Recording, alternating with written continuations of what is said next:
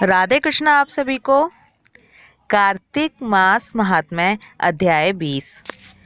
कल के अध्याय में हमने सुना कि विष्णुदास और राजा चोल दोनों विष्णु भगवान की भक्ति में लीन हो गए।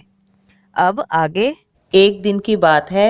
विष्णुदास ने नित्य कर्म करने के पश्चात भोजन तैयार किया, किंतु उसे किसी ने चुरा लिया।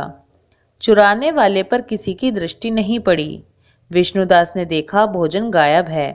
फिर भी उन्होंने दोबारा भोजन नहीं बनाया, क्योंकि ऐसा करने पर सायंकाल की पूजा के लिए अवकाश नहीं मिलता। अतः प्रतिदिन के नियम के भंग हो जाने का भय था। दूसरे दिन उसी समय पर भोजन बनाकर वे ज्यों ही भगवान विष्णु को भोग लगाने के लिए गए, त्यों ही कोई आकर फिर सारा भोजन हड़प ले गया। इस प्रकार लगातार 7 दिनों तक कोई आकर उनके भोजन का अपहरण करता रहा। इससे श्री विष्णु को बड़ा विस्मय हुआ। वे मन ही मन इस प्रकार विचार करने लगे, अहो, यह कौन प्रतिदिन आकर मेरी रसोई चुराकर ले जाता है। मैं क्षेत्र संन्यास ले चुका हूँ, अतः अब किसी तरह इस स्थान का परित्याग नहीं कर सकता। यदि दोबारा बनाकर भोजन करूं तो सायंकाल की यह पूजा कैसे छोड़ दूं। कोई सा भी पाक बनाकर मैं तुरंत भोजन तो करूंगा ही नहीं, क्योंकि जब तक सारी सामग्री भगवान विष्णु को निवेदन ना कर लूं तब तक मैं भोजन नहीं करता। प्रतिदिन उपवास करने से मैं इस व्रत की समाप्ति तक जीवित कैसे रह सकता हूँ। अच्छा, आज मैं रसोई की भली भांति रक्षा करूंगा। इस प्रकार सोचकर भोजन बनाने के पश्चात वे वहीं कहीं छिपकर खड़े हो गए।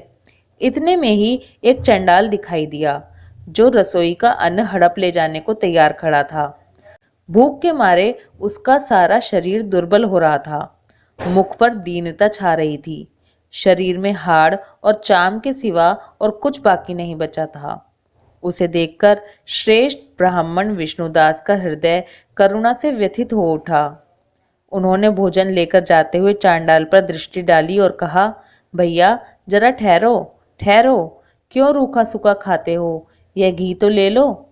इस तरह बोलते हुए विप्रवर विष्णुदास को आते देख चांडाल बड़े वेग से भागा और भय से मूर्छित होकर गिर पड़ा। चांडाल को भयभीत और मूर्छित देख द्विज श्रेष्ठ विष्णुदास वेग से चलकर उसके पास पहुंचे और करुणावश अपने वस्त्र के किनारे से उनको हवा करने लगे।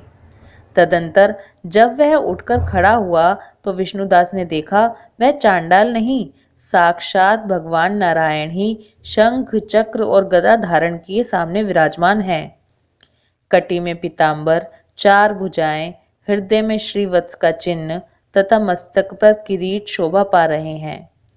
अलसी के फूल की भांति श्याम सुंदर शरीर और कौस्तुभ मणि से जगमगाते हुए वक्ष स्थल की अपूर्व शोभा हो रही है। अपने प्रभु को प्रत्यक्ष देखकर द्विज श्रेष्ठ विष्णुदास सात्विक भावों के वशीभूत हो गए। वे स्तुति और नमस्कार करने में भी समर्थ ना हो सके। उस समय वहां इंद्र आदि देवता भी आ पहुंचे। गंधर्व और अप्सराएं गाने और नाचने लगी। वह स्थान सैकड़ों विमानों से भर गया और देवऋषियों के समुदाय से सुशोभित होने लगा। चारों ओर गीत और वाद्यों की ध्वनि छा गई। तब भगवान विष्णु ने सात्विक व्रत का पालन करने वाले अपने भक्त विष्णुदास को छाती से लगा लिया और उन्हें अपने ही जैसा रूप देकर वे वैकुंठ धाम को ले चले। उस समय यज्ञ में दीक्षित हुए राजा चोल ने देखा विष्णुदास एक सुंदर विमान पर बैठकर भगवान विष्णु के समीप जा रहे हैं। विष्णुदास को वैकुंठ धाम में जाते देख राजा ने तुरंत ही अपने गुरु महर्षि मुद्गल को बुलाया और इस प्रकार कहना आरंभ किया। राजा बोले, जिसके साथ लाग डांट होने के कारण मैंने यह यज्ञ दान आदि कर्म का अनुष्ठान किया है, वह ब्राह्मण आज भगवान विष्णु का रूप धारण करके मुझसे पहले ही वैकुंठ धाम में जा रहा है। मैंने इस वैष्णव याग में भली भांति दीक्षित होकर अग्नि में हवन किया और दान आदि के द्वारा ब्राह्मणों का मनोरथ पूर्ण किया, तथापि अभी तक भगवान मुझ पर प्रसन्न नहीं हुए और इस ब्राह्मण को केवल भक्ति के ही कारण श्री हरि ने प्रत्यक्ष दर्शन दिया है। अतः जान पड़ता है भगवान विष्णु केवल दान और यज्ञों से प्रसन्न नहीं होते, उन प्रभु का दर्शन कराने में भक्ति ही प्रधान कारण है। दोनों पार्षद कहते हैं, इस प्रकार कहकर राजा ने अपने भांजे को राज्य सिंहासन पर अभिषिक्त कर दिया। वे बचपन से ही यज्ञ की दीक्षा लेकर उसी में संलग्न रहते थे, इसलिए उन्हें कोई पुत्र नहीं हुआ। यही कारण है कि उस देश में अब तक भांजे ही सदा राज्य के उत्तराधिकारी होते हैं। वे सब के सब राजा चोल के द्वारा स्थापित आचार का ही पालन करते हैं।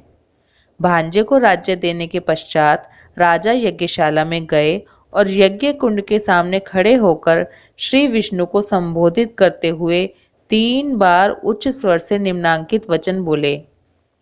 भगवान विष्णु, आप मुझे मन, वाणी, शरीर और क्रिया द्वारा स्थिर भक्ति प्रदान कीजिए।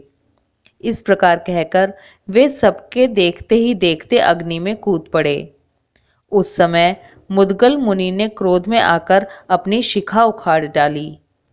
तभी से आज तक उस गोत्र में उत्पन्न होने वाले समस्त मुद्गल ब्राह्मण बिना शिखा के ही रहते हैं। राजा ज्यों ही अग्नि कुंड में कूदे, उसी समय भक्त वत्सल भगवान विष्णु प्रकट हो गए और उन्होंने राजा को छाती से लगाकर एक श्रेष्ठ विमान पर बैठाया। फिर अपने ही समान रूप देकर उन देवेश्वर ने देवताओं सहित वैकुंठ धाम को प्रस्थान किया। उक्त दोनों भक्तों में जो विष्णुदास थे, वे तो पुण्यशील नाम से प्रसिद्ध भगवान के पार्षद हुए, तथा जो राजा चोल थे उनका नाम सुशील हुआ, और वे हम दोनों ही हैं। लक्ष्मी जी के प्रियतम श्री हरि ने हमें अपने समान रूप देकर अपना द्वारपाल बना लिया है। इसलिए धर्मज्ञ ब्राह्मण, तुम भी सदा भगवान विष्णु के व्रत में स्थित रहो। मात्सर्य और दंभ का परित्याग करके सर्वत्र समान दृष्टि रखो। तुला, मकर और मेष की संक्रांति में सदा प्रातः स्नान किया करो। एकादशी के व्रत में लगे रहो और तुलसी वन की रक्षा करते रहो। ब्राह्मणों, गौओं तथा वैष्णवों की सदा ही सेवा करो। मसूर, कांजी और बैंगन खाना छोड़ दो। धर्मदत्त, ऐसा करने से तुम भी शरीर का अंत होने पर श्री विष्णु के परम पद को प्राप्त करोगे। जैसे हम लोगों ने भगवान की भक्ति से ही उन्हें पाया है, उसी प्रकार तुम भी उन्हें प्राप्त कर लोगे।